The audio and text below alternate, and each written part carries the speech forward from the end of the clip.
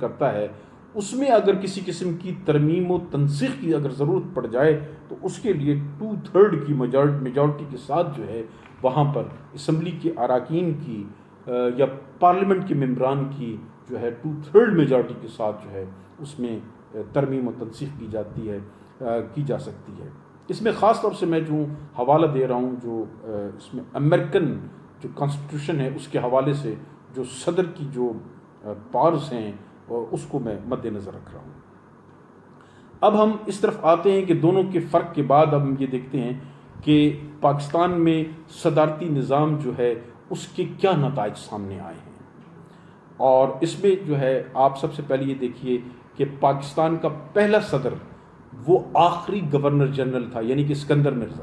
مرزا صاحب جو تھے وہ 1956 سے 57 تک پاکستان کے صدر مملکت رہے، اور صدارتی نظام کے تحت انہوں نے اس معاملے کو ٹیکل کیا۔ اس کے بعد جنرل ایوب خان 1958 سے 1969 تک یہ تقریباً 11 سال جو ہے یہ پاکستان کے صدر رہے۔ اسی طریقے سے جنرل یحییٰ خان جو ہے وہ 69 سے 71 تک تقریباً 3 سال تک جو ہے پاکستان کے صدر رہے۔ اسی طریقے سے ذوالفقار علی بھٹو جو کہ عوامی نمائندے تھے اور پارلیمانی نظام کہ وہ شائق تھے، اور 1973 کا جو کانسٹیٹیوشن آف پاکستان ہے انہیں کی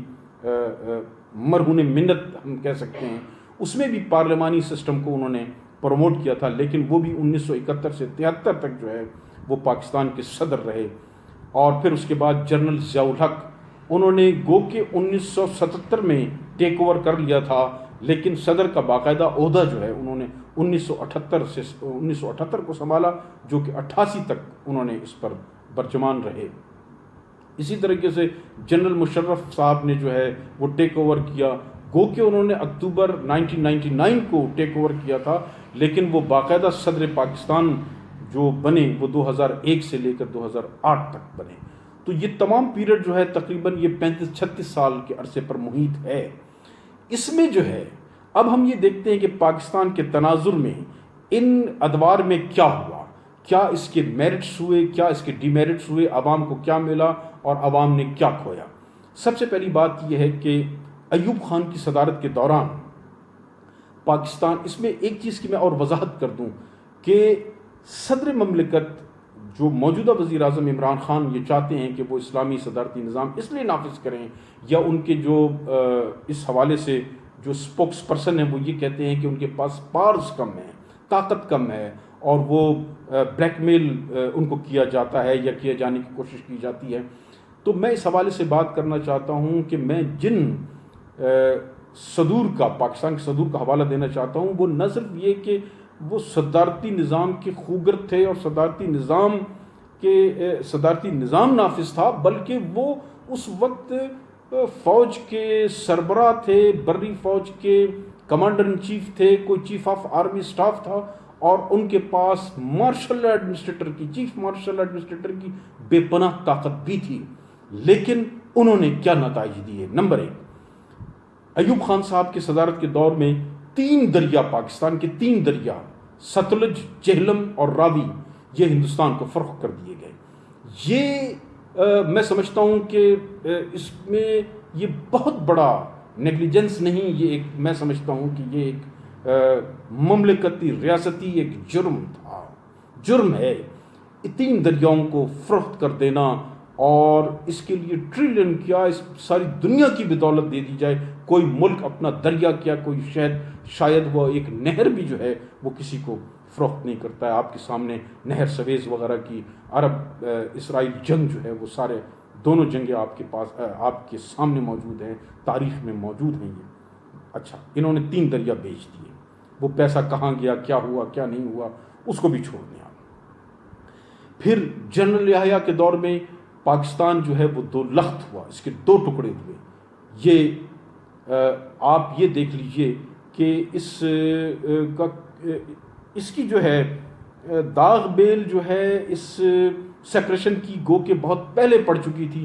لیکن جنرل ایوب خان جو ان کی پریزیڈنشل دور میں یہ بہت عروج کو پہنچا، اور تاریخ شاہد ہے، اور اس میں تاریخ میں اس طرح کے صفحات ہمیں مل جاتے ہیں۔ خاص طور سے قدرت اللہ شہاب جو کہ ان کے بہت ہی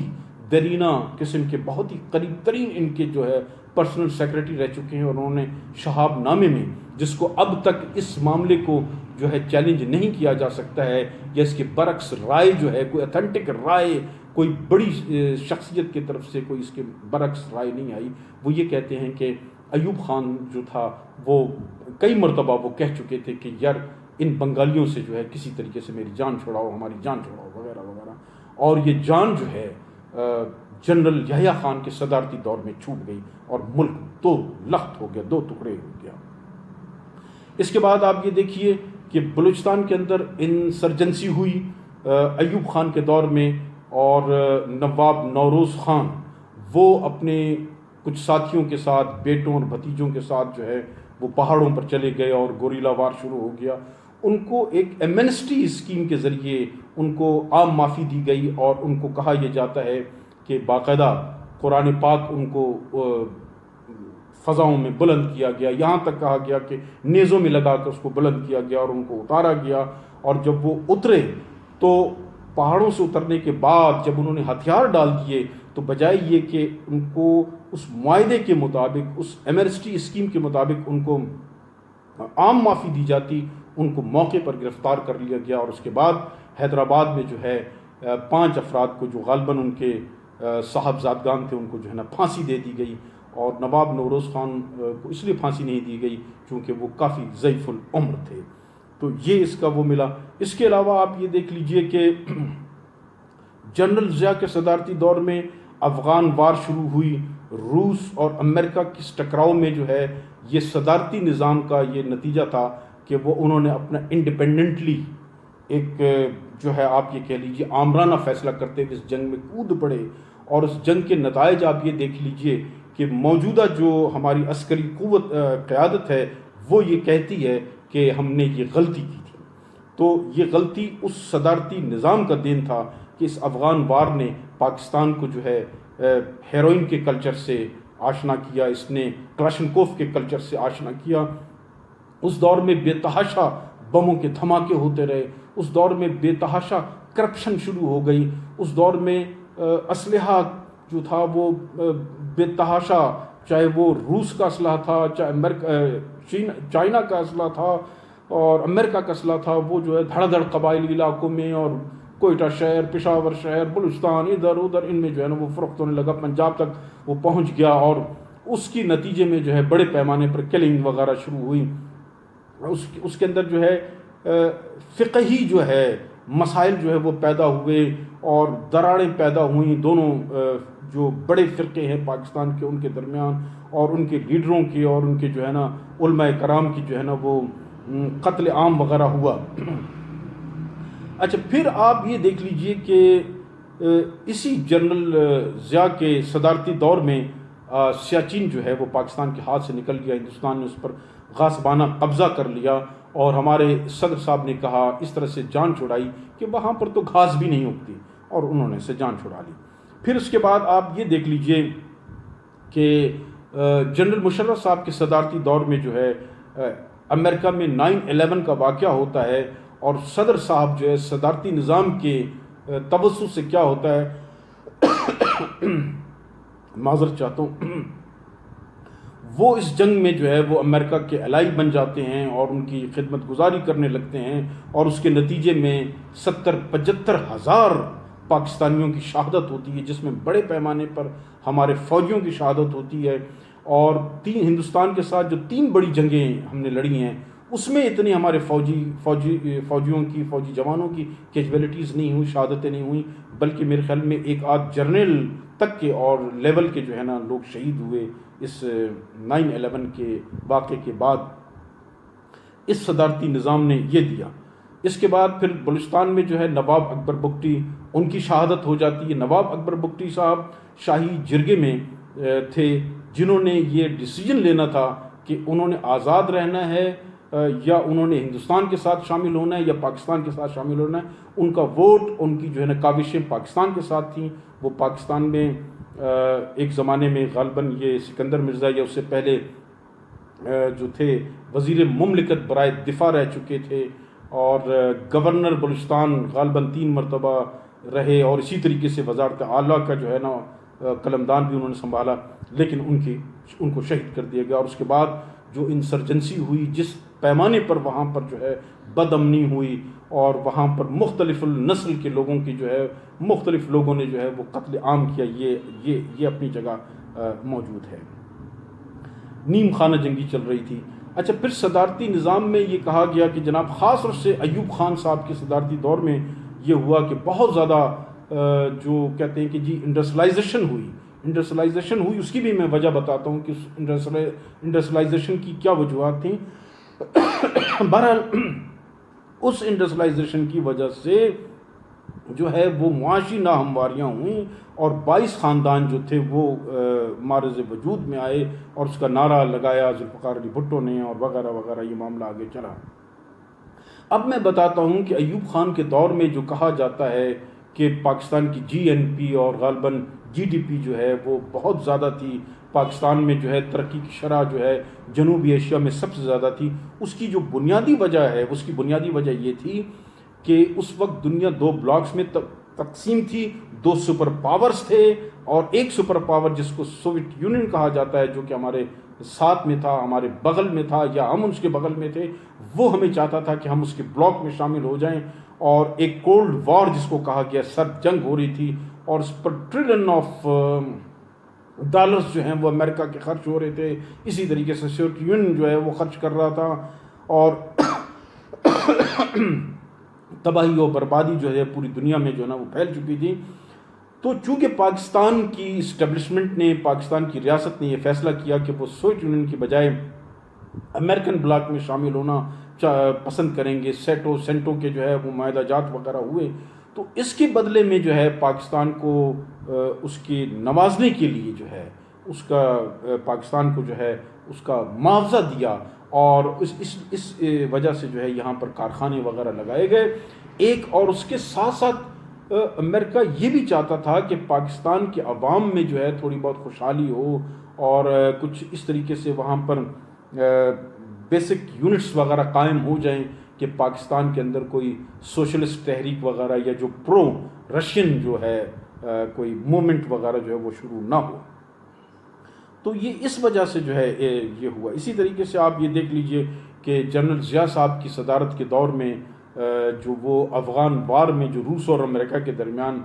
جنگ ہو رہی تھی اس میں یہ کود پڑے، اس کی وجہ یہ تھی کہ وہ اپنی ایلیجیٹیمیٹ گورنمنٹ کو لیجیٹیمیسی بخشنے کے لیے، اس کو قانونی اور آئینی جواز بخشنے کے لیے کہ پوری دنیا اس کو تسلیم کر لے، وہ اس جنگ میں جو ہے وہ امریکن اور جو اس کے الائز تھے اس کے وہ پارٹنر بن گئے، اور اس کے بدلے میں انہوں نے بے تحاشا ڈالر وغیرہ جو ہے وہ کمائے، اور ڈالر لے لے کر جو ہے وہ اس جنگ کو وہ آگے بڑھاتے رہے، اور اس کے نتیجے میں جو ہے وہ نتیجہ آج تک ہم بھگتتے رہے ہیں۔ اور پھر اسی طریقے سے جنرل مشرف صاحب کے صدارتی دور میں بھی یہ ہوا کہ امریکی جنگ میں جو ہے وہ پاکستان میں ڈالرز پاکستان میں آئے یا ڈالرز لیے، اور نیٹو کے اسلحے وغیرہ کا جو ہے وہ اسکینڈل سامنے آتا رہا وغیرہ وغیرہ۔ جنرل ضیاء صاحب کی جو ہے صدارتی دور میں ایک مجلس شورا قائم کی گئی، اس مجلس شورا کے اراکین کو جو ہے برائب کیا گیا یا نہ کیا گیا، لیکن مجلس شورا کے وہ اراکین باقاعدہ طور پر جو ہے وہ لوگوں کو مختلف حوالوں سے جو تھے وہ برائب کرتے تھے۔ پھر اس کے بعد جو ہے جنرل ضیاء صاحب نے جو ہے وہ غیر جماعتی بنیادوں پر جو ہے وہ الیکشن ملک کے اندر جو ہے نا وہ کنڈکٹ کروائے، اور اس کے نتیجے میں یہ ہوا کہ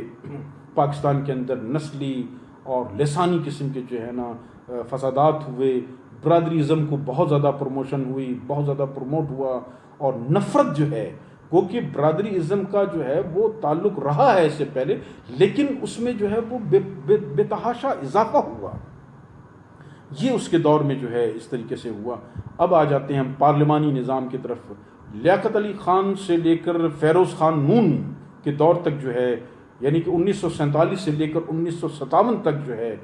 یہ ایک پیریڈ رہا ہے۔ یہ پیریڈ اس لیے میں اس کا حوالہ دے رہا ہوں کہ یہ خاص پیریڈ تھا کہ جہاں پر پارلیمانی نظام زندگی، پارلیمانی سسٹم جو تھا پاکستان کے اندر پریویل کر رہا تھا۔ اس کے بعد پھر ایوب خان کا مارشل لا آ جاتا ہے اور صدارتی نظام کا ایک دور شروع ہو جاتا ہے۔ تو 47 سے لے کر 57 تک کا یہ جو عرصہ ہے، اس میں 7 وزراء اعظم جو ہے ان کی تبدیلی ہوئی، ان کو جو ہے زبردستی ان کو جو ہے نا گھر بھیجا گیا،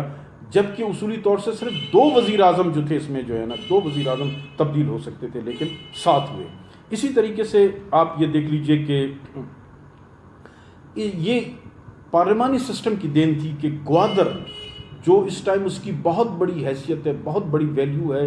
وہ گوادر جو ہے یہ پارلیمانی نظام کی وجہ سے، پارلیمانی نظام کا دین ہے کہ عمان سے جو ہے یہ پاکستان نے اس کو خرید کیا، 8 ستمبر 1958 کو اس کو خرید کیا، اور اس کو جو ہے آپ یوں کہہ لیجئے کہ محمد علی بوگرا کی وزارت عظمیٰ میں جو ہے باقاعدہ اس پر مذاکرات ہوئے، اور پھر یہ 4 سال تک مذاکرات چلتے رہے عمان کی حکومت کے ساتھ، اور ملک فیروز خان نون وزیر اعظم کے دور میں یہ جو تھا یہ معاہدہ کمپلیٹ ہوا، اس کی ایگزیکیوشن ہوئی، تکمیل ہوئی، دستخط ہو گئے، پیمنٹ ہو گئی، سب کچھ ہو گیا، اور اس طریقے سے جو ہے یہ بھی جو ہے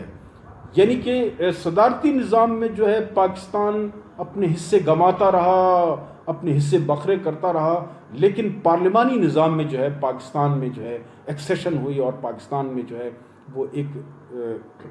شامل ہوا، ایک گوادر جو دنیا کا بہت اہم ترین، آپ کو دنیا کو سب کو پتہ ہے اس کی جو اہمیت ہے، دوستوں کو پتہ ہے۔ اس کے علاوہ یہ ہوتا رہا کہ صدارتی نظام کے دور میں جو ہے پاکستان میں جو مختلف قسم کی جو نفرتوں کے جو بیج بوئے جاتے تھے، اور جو غیر ملکی جنگیں لڑی جاتی تھیں، یا امریکنز الائی کا جو ہم پاکستان جو تھا وہ حصہ بنتا تھا، تو اس آگ کو ٹھنڈا کرنے کے لیے آپ کی پارلیمانی نظام جو ہے، پارلیمانی جمہوریتوں میں جو ہے نا اس کو وہ کیا گیا۔ پارلیمانی جمہوریت کے دور میں جو ہے پاکستان جو ہے وہ تیسری دنیا کا لیڈر جو ہے وہ بن کر ابھرا۔ پارلیمانی دور میں اسلامی دنیا جو ہے، اسلامی دنیا کی لیڈرشپ جو ہے وہ پاکستان کے پاس آئی۔ یہ پارلیمانی نظام تھا، یہ پارلیمانی سسٹم تھا کہ جس میں ہم نے 93,000 اپنے جنگی قیدی جو تھے ہندوستان سے چھڑوائے، جو کہ صدارتی نظام کی وجہ سے یا صدارتی نظام کے دور میں جو ہے وہ ہندوستان نے ان کو جو تھا قید و بند کی صحبتوں میں لے آئے تھے۔ یہ پارلیمانی نظام تھا کہ جس میں 5,000 مربع میل مغربی پاکستان کا پارلیمانی نظام نے یا پارلیمانی نظام کی دین تھی کہ ہم ہندوستان سے واپس لے سکے۔ اسی طریقے سے پارلیمانی نظام کے دور میں ہی ایٹم بم جو تھا، پاکستان نے ایٹم بم کی انیشیشن لی۔ ذوالفقار علی بھٹو جو تھے وہ ڈاکٹر کلیل کو لے کر آئے، اور انہوں نے ایٹم بم پر کام کرنا شروع کیا، اور یہ پارلیمانی ہی دور تھا کہ جس میں باقاعدہ ایٹم بم کا جو ہے وہ 5 دھماکے کیے ہندوستان کے جو ہے نا 4 بم کے دھماکوں کے 4 ایٹمی دھماکوں کے جواب میں۔ پھر آپ یہ دیکھیے کہ یہ پارلیمانی نظام تھا کہ جس نے ہماری مسلح افواج کو جدید ترین ہتھیار سے لیس کیا، اور پھر آپ یہ دیکھیے کہ پارلیمانی سسٹم کے اندر ذوالفقار علی بھٹو کے دور میں زبردست ترقی ہوئی، لیکن وہ ترقی معکوس یوں ہوئی کہ بھٹو صاحب نے اس کو قومیانے کی پالیسی اپنائی، جو کہ وہ پالیسی اپنے اندر شاید بہت سارے فالٹس رکھتی تھی، شاید اس میں بہت ساری خامیاں تھیں۔ اب میں نہیں کہہ سکتا ہوں کہ اس میں نیتوں کا فقدان تھا، نہیں تھا، بہرحال اس پر صحیح طریقے سے امپلیمنٹیشن نہیں ہو سکی، اور یہ ترقی یہ معکوس ثابت ہوئی۔ اور اسی طریقے سے زرعی دور میں، پارلیمانی دور میں زرعی اصلاحات ہوئیں، بے شک صدارتی دور حکومت میں بھی زرعی اصلاحات ہوتی رہیں، اسٹوڈنٹس وغیرہ کو جو ہے اس میں آگے بڑھنے کا جو ہے وہ موقع ملا، اور اس طریقے سے جو ہے وہاں پر پالیٹکس وغیرہ جو ہے وہ سامنے آئی۔